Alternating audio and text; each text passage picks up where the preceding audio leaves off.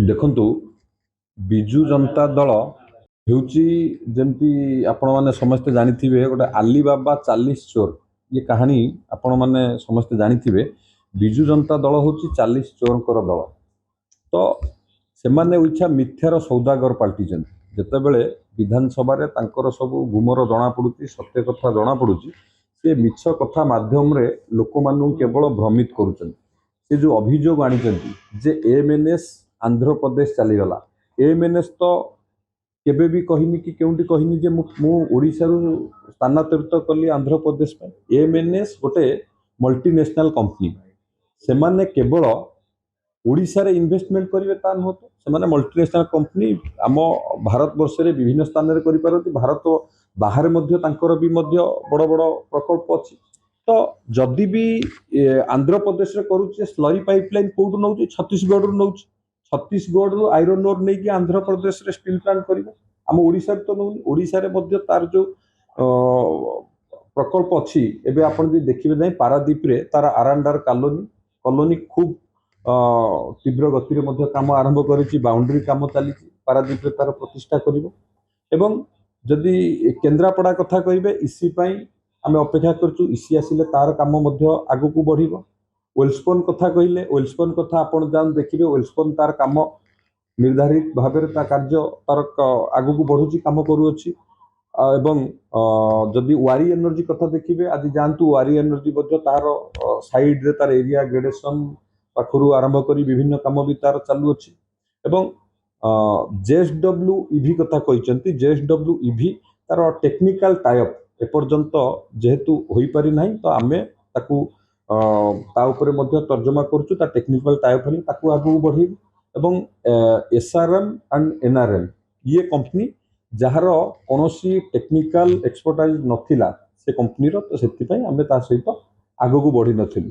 तो ये गोटे मिथ्यार सौदागर भली लोक मानकू मिछ कहि कि मिथ्या कथा कहि कि भ्रमित करछंती। जेमति विधानसभा रे कहिले जे आमे मॉडल इंडस्ट्रियल इंफ्रास्ट्रक्चर तैयारी करथिलु तांकर लास्ट 10 वर्ष आपण माने देखंतु लास्ट 10 वर्ष रे 3,20,000 कोटी टंकार ग्राउंड ब्रेकिंग इनागुरेशन करछंती जहार वार्षिक हारा आपण देखिबे 32,000 कोटी टंका पाखापाखि पड़ुछि। जदि आमर देखिबे आमर एई 2 वर्ष पैन ता भितरे भी आमर वार्षिक हार 1,45,000 कोटी टंका पाखापाखि आमर पड़ुछि ग्राउंड ब्रेकिंग इनागुरेशन जोटा कि तांको ठारू 4 गुणा अधिक पाखापाखि 5 गुणा पाखापाखि आमे अधिक ग्राउंड ब्रेकिंग इनागुरेशन करुछि। एई बळी मिथ्या कथा देकी लोक मानकू भ्रमित न करंतु कारण तांको समय रे एमती मिथ्या गप गपी गपी सुनेली स्वप्न देखैकी से जो 25 वर्ष सारी देले से एबे सेया को भाबुचन जे एमती विरोध दल भी एई प्रकार करिवे किंतु जोटा वास्तव मु आपण मानक सामने रखिली ओडिसा रे जो माने हमरो आम सहित से जहाँ जहाँ जो जो कंपनी कथा कहले से कार्य आरंभ कर विभिन्न उपाय रे विभिन्न स्टेज रे वर्तमान स्थिति रे अछि। से आईटी हब रे कथा कहजन जे पारादीप आईटी हब लागि प्रस्तावित थिला देखंतु आईटी हब ओडिसा रे हबा पई माननीय मुख्यमंत्री माननीय मंत्री मध्य प्रचेष्टा जारी रखिछंती। देखिबा आईटी सेमीकंडक्टर ये क्षेत्र रे हमें आगु को बढ़ुचे एबे 6M इंडिया प्राइवेट लिमिटेड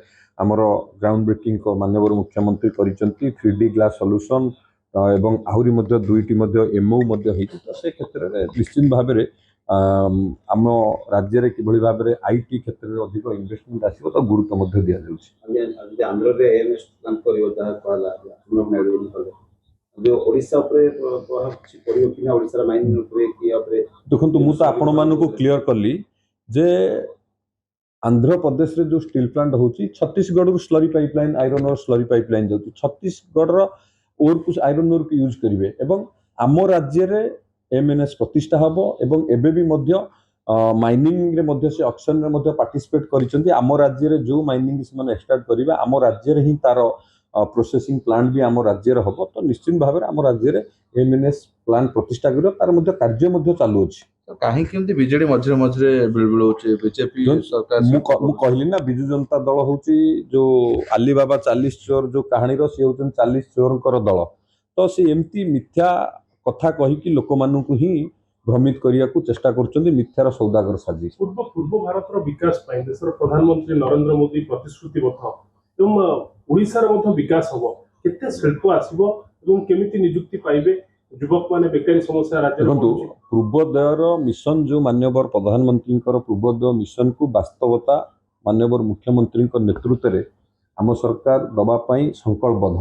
ଯଦି ଦେଖିବେ ଆମର ଉତ୍କର୍ଷ ଓଡ଼ିଶା କନକ୍ଲେଭରେ ଯେଉଁଭଳି ଇନଭେଷ୍ଟମେଣ୍ଟ ଇଣ୍ଟେଣ୍ଟ ଆସିଲା 16,63,000 କୋଟି ତାପରେ ପରେ ମଧ୍ୟ ବିଭିନ୍ନ ସ୍ଥାନରେ ରୋଡ୍ ଶୋ କରିବା ହଉ କିମ୍ବା 1-to-1 ମିଟ୍ କରିବା ବିଭିନ୍ନ ଇଣ୍ଡଷ୍ଟ୍ରିଆଲଙ୍କ ସହିତ ମୁଖ୍ୟମନ୍ତ୍ରୀଙ୍କର ହଉ ଏବଂ ତାପରେ ଆମେ ଦେଖିବେ 8 ଲକ୍ଷ କୋଟି ଟଙ୍କାରୁ ଅଧିକ ଶିଳ୍ପକୁ ଆମେ ଅନୁମୋଦନ ଦେଇଛୁ। ଆଜି CMI ରିପୋର୍ଟ ଯଦି ଦେଖିବେ ଓଡ଼ିଶା ଆଜି ଦ୍ୱିତୀୟ ସ୍ଥାନରେ ଅଛି ଏବଂ ତା ସହିତ ଏଇ 20-21 ମାସ ଭିତରେ ଆମେ ବି ମଧ୍ୟ 2,43,000 କୋଟି ଟଙ୍କାର ଗ୍ରାଉଣ୍ଡ ବ୍ରେକିଂ ଇନାଗୁରେସନ କରିସାରିଛୁ। ଆଉ 2 ବର୍ଷ ପୁରିବାକୁ ଆଉ ଯେତିକି ସମୟ ଅଛି ତା ଭିତରେ ବି ମଧ୍ୟ ଆହୁରି ଗୁଡ଼େ ପ୍ରୋଜେକ୍ଟର ଗ୍ରାଉଣ୍ଡ ବ୍ରେକିଂ ଇନାଗୁରେସନ ହେବ। ପୂର୍ବୋଦୟ ମିଶନର ବାସ୍ତବତା ଦେବା ପାଇଁ ଆମେ ପୁରା ସଂକଳ୍ପବଦ୍ଧ ଏବଂ କେବଳ ସେତିକି ନୁହଁ ପୂର୍ବ ଭାରତର ଗ୍ରୋଥ ଇଞ୍ଜିନ୍ ହେବା ପାଇଁ ମଧ୍ୟ ଓଡ଼ିଶା କିଭଳି ଭାବରେ ହେବ ମାନ୍ୟବର ମୁଖ୍ୟମନ୍ତ୍ରୀଙ୍କ ନେତୃତ୍ୱରେ ଆମ ସରକାର କାମ କରୁଛି। ଗୋଟେ ଶିଳ୍ପ ପ୍ରଶ୍ନ ରହିବ ଯେଉଁମାନଙ୍କୁ ଶିଳ୍ପ କରିବେ ବୋଲି ଜମି ଦେଇଥିଲା ଏବଂ ଗୋଟେ ନୋଟିସ୍ ବାଟ ଯେଉଁମାନେ ଶିଳ୍ପ କରିନାହାନ୍ତି ସେମାନଙ୍କର ଜମି ଫେରସ୍ତ କରାଯିବ ଏବଂ ଅନ୍ୟାନ୍ୟ ଶିଳ୍ପାନୁଷ୍ଠାନ ମିଳିବ ସେ ଦିଗରେ ତ କ'ଣ ପଦକ୍ଷେପ? ଦେଖନ୍ତୁ ଜମି ଯାହାକୁ ଦିଆହେଇଛି ଯେଉଁମାନେ ସେଠି ଶିଳ୍ପ ପ୍ରତିଷ୍ଠା ନ କରିଛନ୍ତି ସେଇ ହିସାବରେ ତାଙ୍କୁ ସୋକସ୍ ନୋଟିସ୍ ଦିଆଯାଉଛି।